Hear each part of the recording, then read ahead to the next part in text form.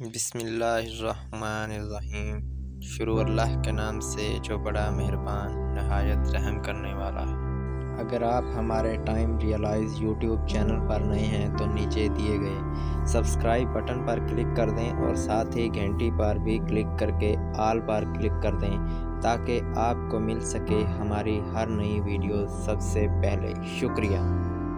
قبیلہ یکل کے چند آدمی نبی صلی اللہ علیہ وآلہ وسلم کی خدمت میں حاضر ہوئے اور اسلام قبول کیا، لیکن مدینہ کی ہوا ان کو موافق نہ آئی۔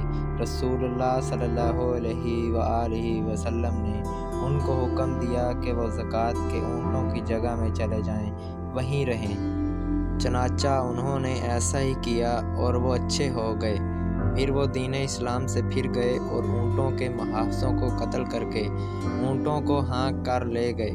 رسول اللہ صلی اللہ علیہ وآلہ وسلم نے ان کے پیچھے سواروں کو روانہ کیا کہ ان کو پکڑ لاؤ، اور انہوں نے ایسا ہی کیا۔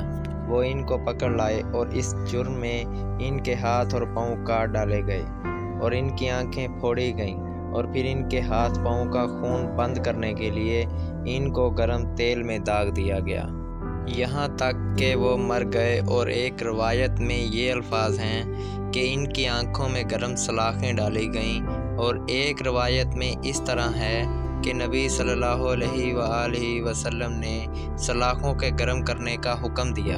جب وہ گرم ہو گئیں تو ان کو ان کی آنکھوں میں پھیرا گیا، اور پھر ان کو مدینہ کے سنگستان میں ڈال دیا گیا، اور وہ پانی مانگتے تھے اور ان کو پانی نہ دیا گیا، یہاں تک کہ وہ مر گئے۔